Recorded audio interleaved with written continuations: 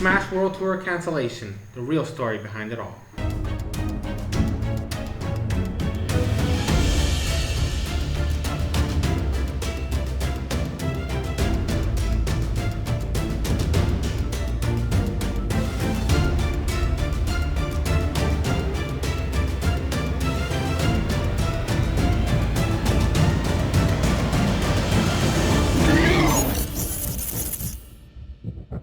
Alright, I believe this is a safe time to make this video away from the drama that happened a couple months ago. I didn't want to do it then because I felt like, oh, he's just going to be capitalizing on the drama and all that stuff, just get views and subs and blah, blah, blah. But I didn't want to do that. Smash is very special to my heart, and I wanted to give it the time to really think about things and publish this after everything like kind of mellowed out. That way it didn't feel like just a quick, reactionary tale, right? So, hi, my name is SoresanCrockxen. Most of the Smash community has no idea who I am. I'm just a casual viewer who goes 2-2 the couple times he's gone to tournaments. That's the best my record has ever been, and that was in Smash 4. I've never really been to an actual tournament during Ultimate because I don't travel as much as I used to before when I didn't have a job and responsibilities and all that stuff. So anyways, I wanted to give you guys a kind of like a different perspective into what might have caused the Smash World Tour cancellation. I know that recently there was a call with Alan to, I guess, give his side of things and all that stuff. I haven't seen or heard anything that happened in that interview with Jacob Wolf and all that stuff. I felt like that was going to paint a different picture in my mind that I didn't want to do. Because I have a different point of view as opposed to the people that were actually directly involved with it. So this is basically an outsider's perspective from what was going on around the time of the Smash World Tour cancellation. So if you guys read the initial statements and the subsequent replies that kept happening back and forth throughout that end of November, beginning of December saga for everything Smash World Tour, the Panda Cup, Nintendo, all that stuff, Panda Global, and all that jazz. I think a couple people missed some key points that were being discussed in some of those statements just because they either were already dogpiling on the people posting it, or they didn't really care about the issue, they just wanted to be a part of a movement, or they were just there trolling. If people read the statements, specifically that Alan gave when he did his whole expose, he talked about the fact that he and Panda Global and Nintendo were in talks for 3 years to try to get a license for 2022. So that's a long time to be discussing potential partnership between two organizations. And in that statement, he also called out VGBC and the fact that we're trying to get all that squared away done in 1 year. What people seem to miss, and one of the things I haven't seen anyone mention before, is that VGBC went ahead and announced the Smash World Tour for 2022 because they already did it for 2021, despite the fact they were in talks with Nintendo for a license. So if you look at it from Alan's perspective, he spent 3 years trying to work with Nintendo to get an official license circuit, the Panda Cup. Why does Smash World Tour, VGBC, think they could get that done in 1 year? It's just impossible. With a company as big as Nintendo, who has not the best track record with the Smash community as is, did they really think they can push forward for a circuit the same year they were asking for a license? No. I'm not saying VGBC did this out of malice, okay, when they initially started doing all the talks and all that stuff. I don't believe it was out of malice. I think it was out of arrogance. They think, oh, well, we're a big grassroots tournament organization. We should be able to get this through the door as fast as possible because we're already established. Whereas Panda Global was just an org that represents players and sponsors players. They don't really do anything tournament related. They don't have they haven't been shown to have the capacity to run an event, Whereas VGBC has years upon years of history in the community. So I think that might have been the catalyst for some of the initial problems that were going on with Alan and all that stuff. Again, I don't know what happened in the recent call, but from my perspective, when Nintendo was talking with with the Panda Cup representatives, they were talking about the licensing and all that stuff, and Smash World Tour wasn't going to get a license this year because the talks were just starting now, right? That's how the conversation might have gone. I'm not sure. I don't know the details because I wasn't in those meetings. Obviously, I'm just a viewer of tournament scenes and all that stuff. So think of it like that. Maybe Alan kind of heard, well, they're not going to get a license for this year because we're just starting discussions on this stuff. So when Alan went to TOs, that he was trying to say that, maybe it sounded a little bit aggressive or threatening because, oh, you're over here saying that Smash World Tour isn't getting a license this year. Not because Panda Global and Panda Cup were trying to take complete monopoly of the Smash community, but because of the fact that, hey, these talks are happening now. They're just starting. Why would they expect a license in less than a year? It just doesn't make sense, you know. If you analyze it from that point of view, it doesn't make sense why VGBC went ahead and did everything they did. Nintendo wasn't going to shut them down because it's not like they can say, hey, you can't have this tournament. They already announced it, all that stuff. So my thought is, conversations were going, and Gimmer posted, a conversation. Hey, we've been talking with them for months, and they kept saying yes, but they felt like, they were just delaying the inevitable. They're not going to give us a license, whatever the fuck. I really don't know what was going on through Gimmer's head, and I'm not going to sit here and speculate what his mindset was throughout this entire ordeal. But the problem is that despite the fact that they hadn't been given the okay from Nintendo that they were going to have a license for 2022, they went out and announced the VGBC Smash World Tour Championship for 2022 anyways. So they're already, in my point of view, as somebody who knows and has seen how Nintendo works with the community in the past, I feel like that was them putting themselves in hot water. Because you don't have a license for it yet. You're announcing it anyways. When you said you're going to wait for Nintendo to give you the okay.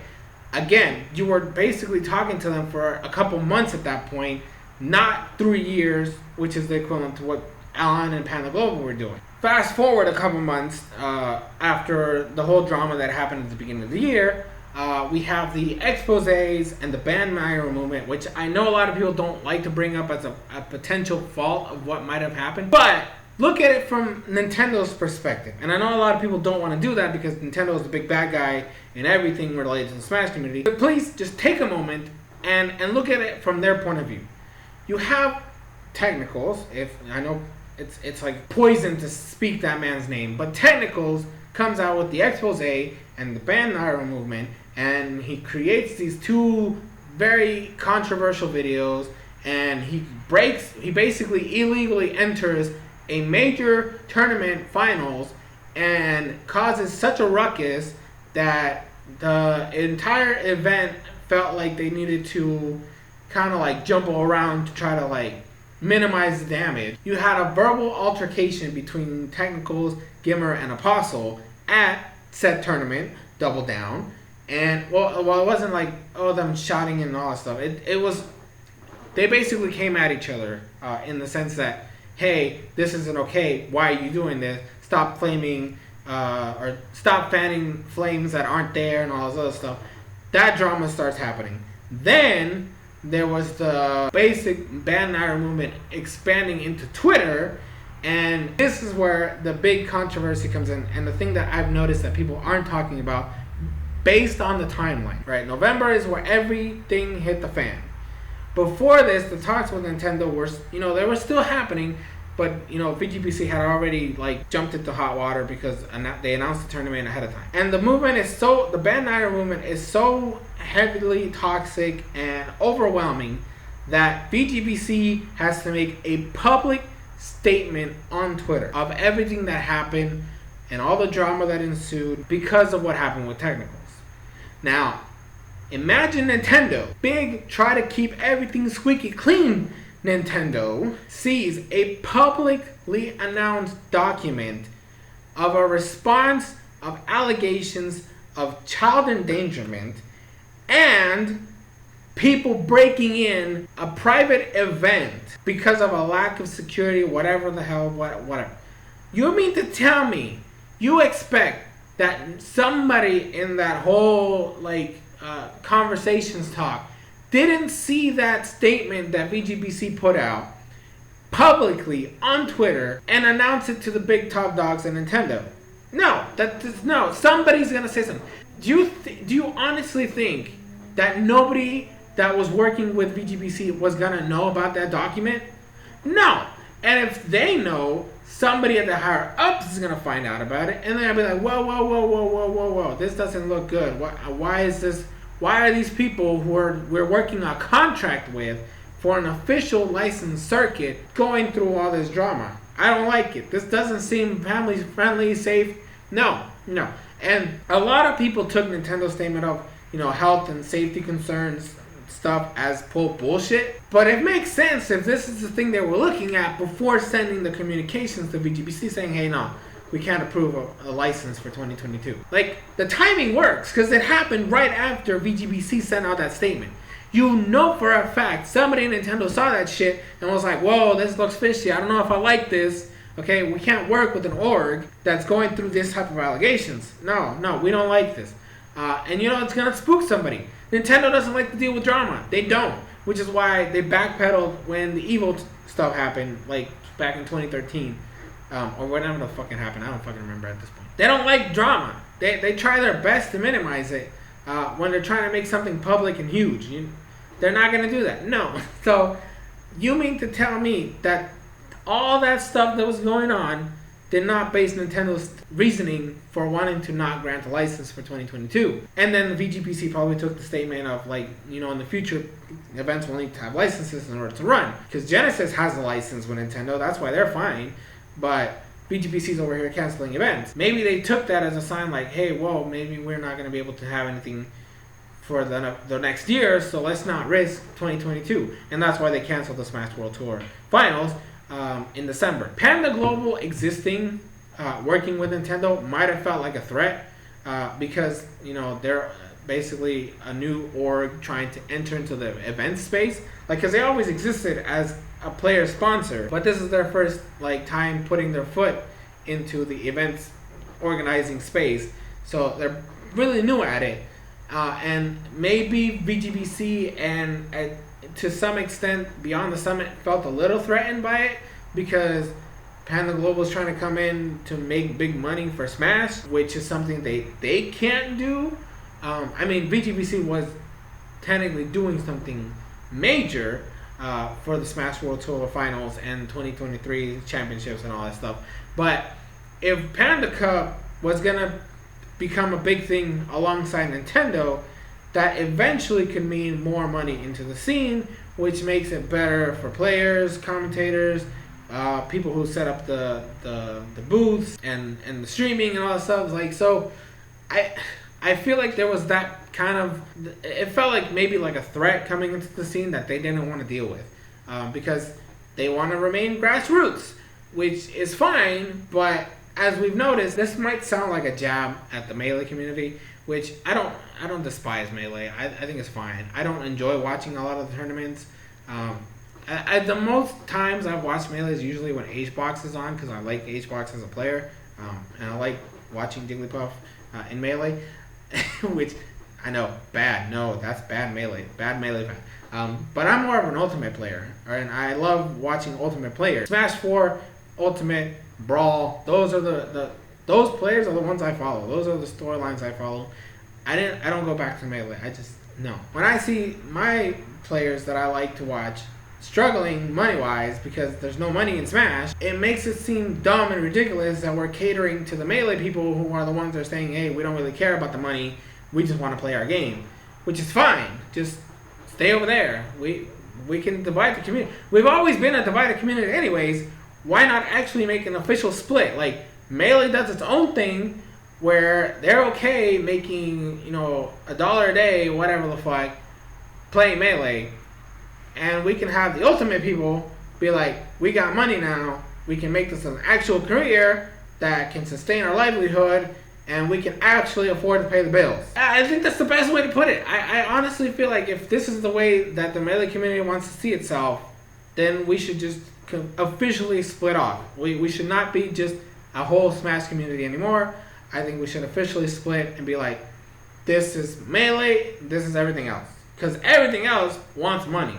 Melee doesn't care about it. And that's basically it. Like I said, this is all just speculations from somebody looking at it from the outside because I don't know anybody on VGBC. I don't know anybody in Panda Global. I don't know anybody in Beyond the Summit. I don't know anybody in the overarching Smash community. I don't know the Smash leaders. I don't even know the players personally. I'm just a fan of the game, and I am a fan of watching tournaments. And I feel like this big rift that was created because of all this stuff is going to put Smash back in the dark ages again, because some people got their feelings hurt and some people were butthurt, and then there was a little bit of like nepotism and a little bit of greed and people not wanting to work with each other. I just hope this doesn't affect the bottom line for the Smash community future, and that Nintendo doesn't like try to like back away again, because we've been working so hard to get their approvals. They back away now. We're not going to get them back for a real long time, and I don't think that we want to go back to that. So that's going to be it for this video. Hope you guys enjoyed it. If you have any thoughts about what I said, if you have any theories of your own of what might have happened, leave it in the comment section below.